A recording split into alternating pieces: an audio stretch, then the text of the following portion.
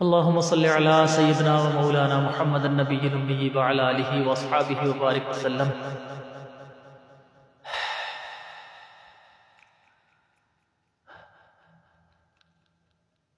اللہ تعالیٰ نے میری آپ کی بلکہ سارے کے سارے عالم کے انسانوں کی کامیابی پورے کے پورے دین میں رکھی ہے.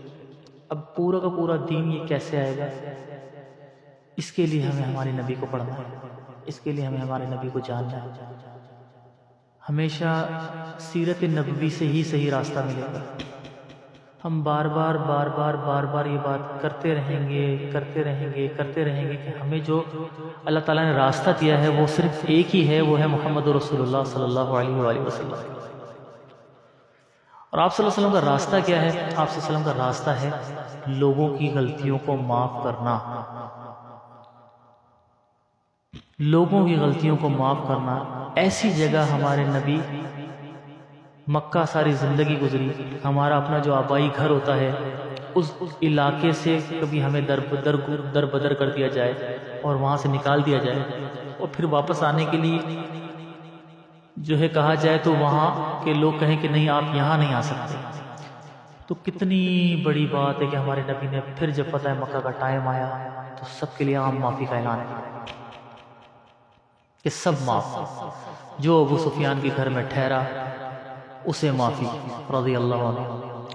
تو میرے نبی نے معاف کرنا امت کو سکھایا.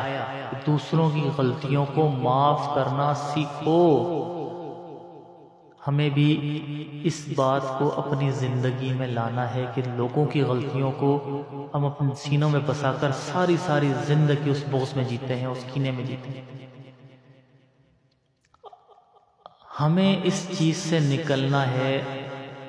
اپنے سینوں کے اندر یہ بات گھسا لیں کہ کوئی کسی کے ساتھ زیادتی کرتا ہے اور وہ کہہ دے کہ میں اپنا معاملہ اللہ پہ چھوڑتا ہوں تو پھر زیادتی کرنے والے کی خیر نہیں. اگر کوئی کہہ دے کہ میں اپنا معاملہ اللہ پہ چھوڑتا ہوں پھر زیادتی کرنے والے کی خیر نہیں. اللہ تعالیٰ نے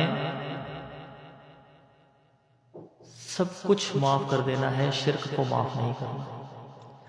اللہ تعالیٰ نے تکبر کو معاف نہیں کرنا کہ شیطان نے بھی تکبر ہی کیا تھا.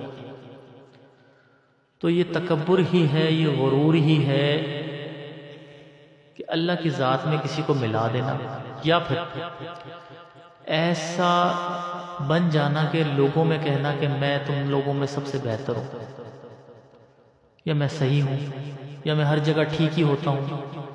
تو ایسا بن جانا بھی غلط ہے. اب ہم اپنے اندر جھانکنے کے بجائے دوسروں کے عیبوں کو دیکھتے رہتے ہیں. ہمیں لگتا ہے کہ ہم جو کر رہے ہیں وہ بالکل ٹھیک ہے، لیکن جو سامنے والا کر رہا ہے اس کے اندر کوئی نہ کوئی عیب ہے. اگر وہ صحیح بھی کر رہا ہے تو اس کے اندر اس کا کوئی مفاد ہے. اور اسی وجہ سے ہم لوگ جو ہے اپنی زندگیوں کے اندر پورا کا پورا دن نکال چکے ہیں. تبھی ہماری نمازوں میں نہ وہ مزہ ہے نہ وہ بات ہے. ہم صحابہ کے اختلاف کی اکثر بات کرتے ہیں، اکثر ہم اس بحث میں چل جاتے ہیں کہ ہم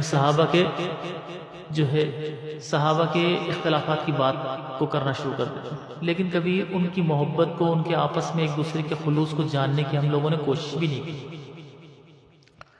کہ وہ اتنا زیادہ جو ہے ایک دوسرے سے محبت کرتے تھے کہ ایک دوسرے کے لیے پیاسے بھی مرے، پیاسے بھی شہید ہوئے. تو ایک دوسرے کے لیے پیاسے جو شہید ہو جائیں ان کے آپس کے اختلافات کیا ہے؟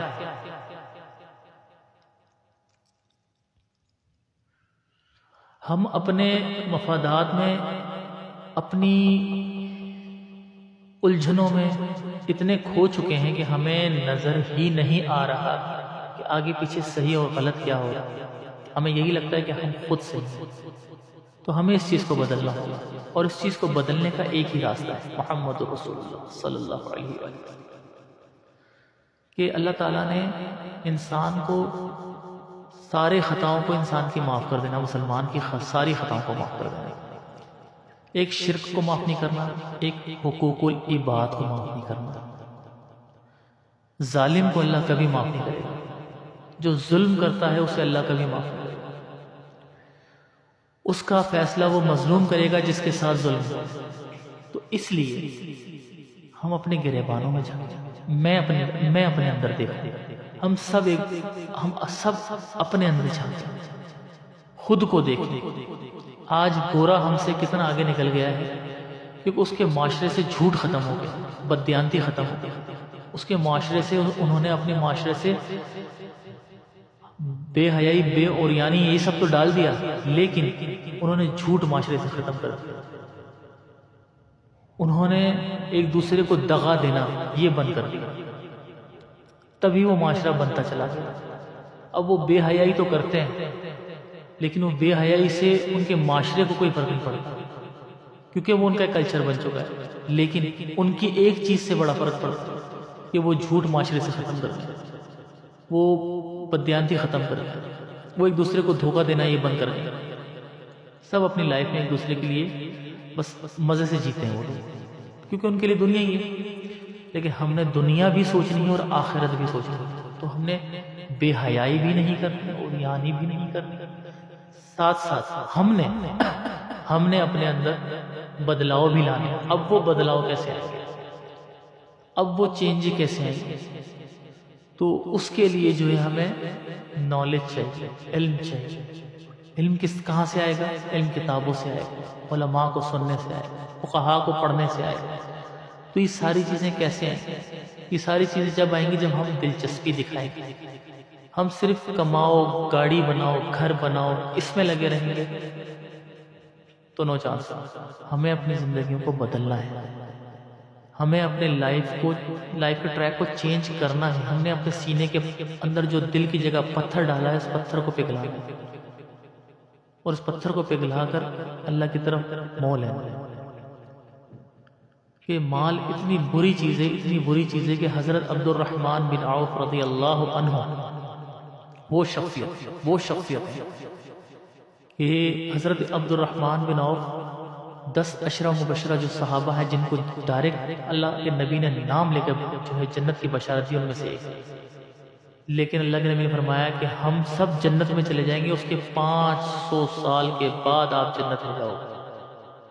500 سال، 500 سال کا مطلب 500 سال کے بعد آپ جنت میں جاؤ گے۔ یا رسول اللہ کیوں جاؤں گا؟ کہا تیرے پاس مال ہی اتنا ہے کہ حساب کتاب دینے میں تجھے اتنا وقت لگ جائے گا۔ عبد الرحمن بن عوف کون ہے؟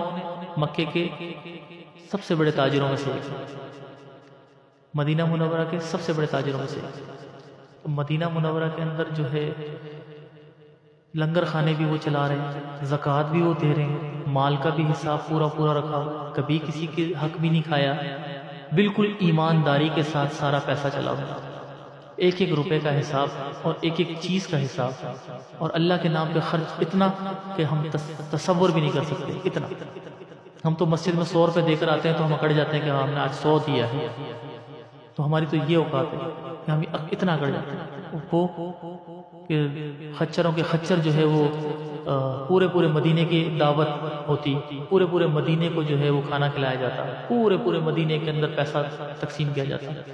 عبد الرحمن بن عوف تھا ایسی سخاوت کے بادشاہ۔ تو اتنا کچھ دینے والا شخص بھی حساب کتاب میں اتنی دیر لگائے گا تو ہم کہاں ہیں؟ تو ہمارا اختیار صرف اتنا ہے کہ میں نے لاسٹ ٹائم بھی کہا تھا کہ ہم سے اگر کوئی مکھی ایک چیز لے کے چلے جائے تو ہم وہ بھی واپس نہیں کر سکتے۔ حضرت علی رضی اللہ عنہ سے کسی نے آ کے پوچھا کہ اللہ کے اختیار میں کیا ہے اور میرے اختیار میں کیا ہے؟ تو حضرت علی مولا کائنات نے فرمایا، مولا علی علیہ السلام نے فرمایا کہ ایک پیر اٹھا، اس نے پیر اٹھایا تو کہا یہ تیرا اختیار ہے۔ اب کہا دوسرا پیر اٹھا تو کہا یہ کیسے ہوگا؟ تو کہا یہ اللہ کا اختیار ہے، اللہ کا اختیار ہے۔ اللہ کا اختیار کیا ہے یہ ہمیں پتہ ہونا چاہیے۔ تو اللہ کے نبی نے فرمایا نا میں علم کا شہر اور علی اس کا دروازہ ہے، تو ہمارے نبی کو پڑھنے کے لیے مولا علی کو بھی پڑھیں کہ حضرت علی رضی اللہ عنہ کی زندگی بہت زیادہ معنی رکھتی ہے ہمارے لیے۔ اگر ہم انہیں صحیح سے پڑھیں، چند احادیث ہمیں رٹی رٹائی دے دی گئی ہیں تو ہمیں ان کو بھی پڑھنا ہے۔ وآخر الدعوانا ان الحمد للہ رب العالمین۔